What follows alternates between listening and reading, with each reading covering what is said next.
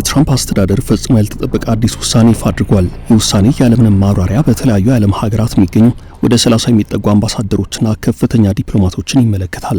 ኢትዮጵያና አሜሪካ ከ100 ዓመታት በላይ የዘለቀ ዲፕሎማሲያዊ ግንኙነት ያላቸው ሲሆን የውሳኔ እንደ ግብጽና ናይጄሪያ ያሉ ሀገራትን ሲመለከት በኢትዮጵያ ዙሪያ ግን አዲስ ነገር የለም። የትራምፕ አስተዳደር ለተጠሩት አምባሳደሮች ቀጭኑን ትዕዛዝ ያስተላልፈው በተለመደው የዲፕሎማሲ ግንኙነት መስመር ሳይሆን በአጭር የስልክ ትዕዛዝ ነው። ለአሜሪካ መንግስት ውሳኔ ቅርብ የሆኑ ምንጮች ለሮይተርስ የዜና ወኪል እንደተናገሩት ወደ 30 የሚጠጉት ከፍተኛ ዲፕሎማቶች የዓለምን ማብራሪያ የተመደቡባቸውን ሀገራት ለቀው ወደ ዋሽንግተን እንዲመለሱ ተነግሯቸዋል። የአይነት ውሳኔና ቀጭን ትዕዛዝ በዲፕሎማሲው አቅጣጫ ብዙ የሚታይ አይደለም። አሁን ዘግየት ብለው የወጡ ያሉ መረጃዎች እንዲያሳዩት እንዳለው ከሆነ ወደ ዋሽንግተን የተጠሩት የተለያዩ ሀገራት የአሜሪካ አምባሳደሮች በኃላፊነት የመቆየት እድላቸው በእጅጉ የጠበበ ነው። አሁን ትራምፕ የራሴን ዓላማና ፖሊሲ ያስፈጽምልኛል ያሏቸውን ዲፕሎማቶች ለመሾም እንቅስቃሴ ላይ ይገኛሉ። ይህ የለውጡ ሂደት የሚያጠነጥነውም ቅድሚያ ለአሜሪካ ከሚለው የራሳቸው የትራምፕ የፖሊሲ መርህ ነው። በአሜሪካ መንግስት አሰራር መሰረት ፕሬዝደንቱ ለተለያዩ ኃላፊነቶች የሚመደቡ ዲፕሎማቶችን በእጩነት ያቅርቡ እንጂ ምርጫውና ጥቆማው በአብዛኛው የሚቀርብላቸው በውጭ አገልግሎት ቦርድ በኩል ነው። በዚህ ሂደት ተመርጠው በፕሬዝደንቱ ይሁንታ ያገኙ ዲፕሎማቶች በሀገሪቱ ምክር ቤት ወይንም ሴኔት ምክርና ስምምነት መሰረት እንዲጸድቅ ይሆናል። በዚህ ሂደት የፕሬዝደንቱ እጩዎች ውድቅ የመደረግ አጋጣሚ እምብዛም የተለመደ አይደለም።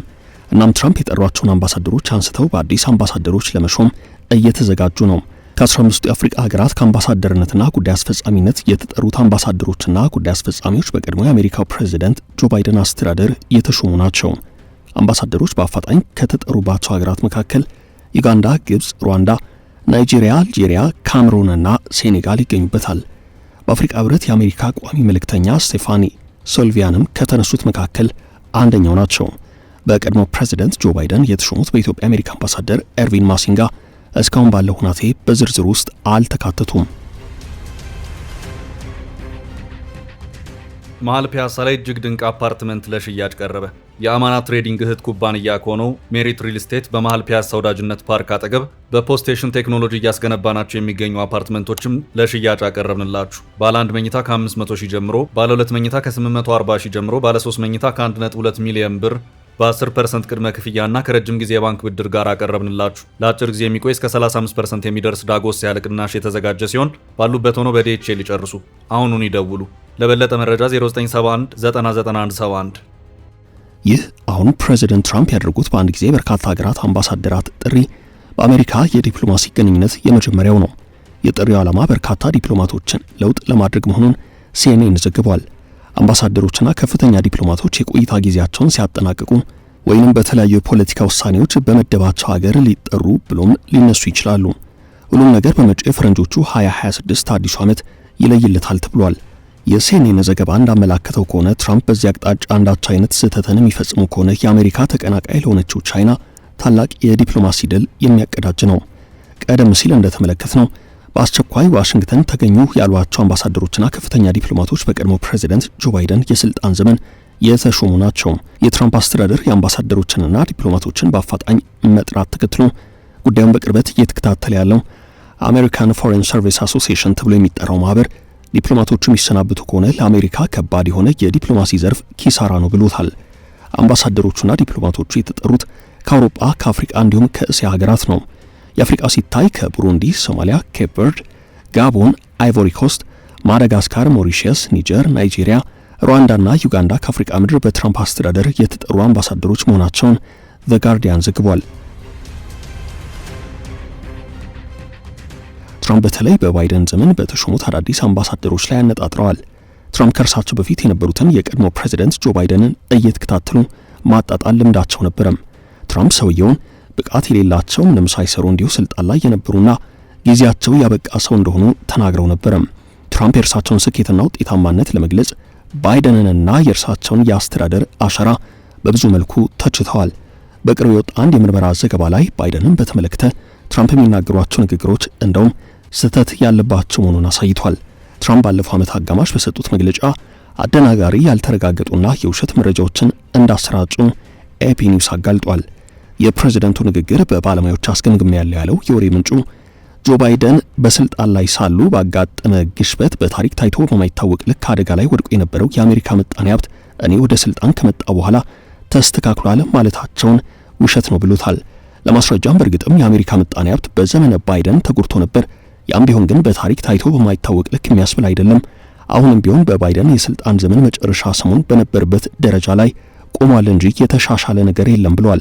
በሌላ በኩል የኢንቨስትመንት እንቅስቃሴን በተመለከተ ትራምፕ 18 ትሪሊዮን ዶላር ገቢ አግኝተናል፣ ይህም አብዛኛው ከቀረጥ በተሰበሰበ ገቢ ነው ማለታቸው ከራሳቸው ከፕሬዚደንቱም ሆነ ከነጩ ቤተ መንግስት ማረጋገጫ ያልቀረበበት በሌላ ከማንኛውም ገለልተኛ አካል በተሰጠ መግለጫ ከተመላከተው ይልቅ በጣም የተጋነነ እንደሆነ ኤፒ ዘግቧል።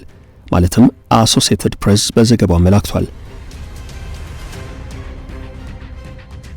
በተጨማሪም ፕሬዚደንት ትራምፕ የባለፈው ዓመቱን ምርጫ ታይቶ የማይታወቅ ልክ በሰፊ ልዩነት አሸንፊያለሁ ማለታቸውም ቢሆን አደናጋሪ ነው ብሎታል የወሬ ምንጩ።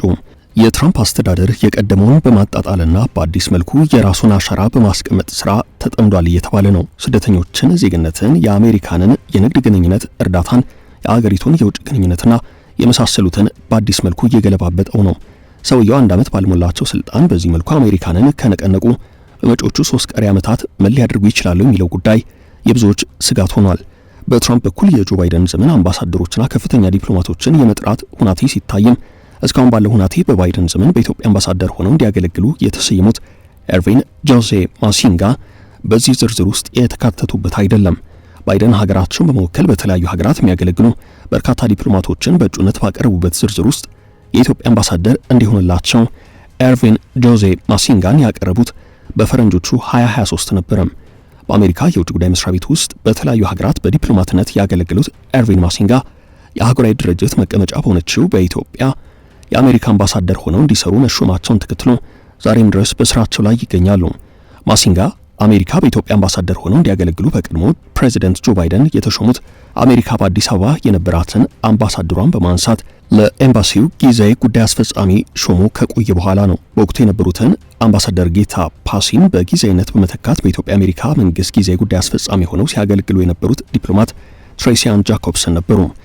በሰሜን ኢትዮጵያ የተካሄደውን ጦርነት ተከትሎ በኢትዮጵያና በአሜሪካ መካከል የነበረው ግንኙነት ሻክሮ የቆየ ሲሆን አሜሪካ ከኢትዮጵያ ጋር ከነበራት ግንኙነት አንጻር የተለያዩ እርምጃዎችን ወስዳለች።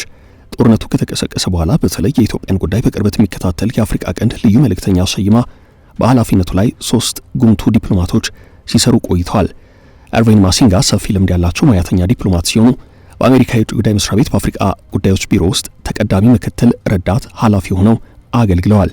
ማሲንጋ ቀደም ሲል በውጭ ጉዳይ መስሪያ ቤት በተለያዩ የአፍሪካና የእስያ ሀገራት በዲፕሎማቲክ ደረጃና ኃላፊነት ያገለገሉ ሲሆን የኢትዮጵያ ጎረቤት በሆነችው ሱዳን ምክትል አምባሳደር እንዲሁም በቻይናም የምጣኔ ሀብት ጉዳዮች ኃላፊ ነበሩ። ፈረንሳይኛ፣ ስፓኝ፣ መንደሪን ቋንቋዎችን የሚያውቁት ኤርቪን ማሲንጋ የመጀመሪያ ዲግሪያቸውን በውጭ ግንኙነት፣ ሁለተኛ ዲግሪያቸውን በሕዝብ አስተዳደር ላይ ሰርተዋል። ለአፍሪካ ቀንድ ጉዳዮች ከፍተኛ ትኩረት የምትሰጠው አሜሪካ ለ2 ዓመታት የዘለቀውን የሰሜን ኢትዮጵያን ጦርነት ለማብቃት በተደረገው ጥረት ውስጥ በልዩ መልእክተኛዋ ማይክ ሐመር አማካይነት ቁልፍ ሚና ተጫውታለች። ከአፍሪካ ህብረት ጋር በመሆን ለወራት የዘለቀ ጥረት ያደረገችው አሜሪካ በኢትዮጵያ መንግስትና በህወሓት መካከል ጦርነቱን ያስቆመው የሰላም ስምምነት በመፈረሙ ደስታዋን የገለጸች ሲሆን አፈጻጸሙንም በቅርበት እየተከታተለችው ነው። እናም ትራምፕ ከመምጣታቸው አስቀድሞ በዘመነ ጆ ባይደን የስልጣን ጊዜ የፕሪቶሪያው የዘላቂ ግጭት ማቆም ስምምነት ተፈርሞ ይኸው ስምምነት በብዙ ውጣ ውረድ ውስጥ እያለፈ ባለበት በአሁኑ ወቅት ትራምፕ በኢትዮጵያ አሜሪካን አምባሳደር አንስተው በሌላ ይተካሉ የሚል ግምት የለም። እናም ከዚህ አንጻር ትራምፕ ወደ ዋሽንግተን ከጠሯቸው የተለያዩ ሀገራት አምባሳደሮች ስም ዝርዝር ውስጥ የኤርቪን ማሲንጋ ስም አለመካተቱ ያን ያህል ሊደንቅ የሚችል ነገር አይደለም ይላሉ አስተያየት ሰጪዎች። ኢትዮጵያ በአሜሪካ የአፍሪካ ቀንድ ጂኦፖለቲካ ወሳኝ ሀገር ተደርጋ የምትጠቀስ ናት። የሁለቱ ሀገራት ግንኙነት በተወሰኑ ውጣ ውረዶችና የሰመሩ ግንኙነቶች ታጅቦ አሁንም ቀጥሏል።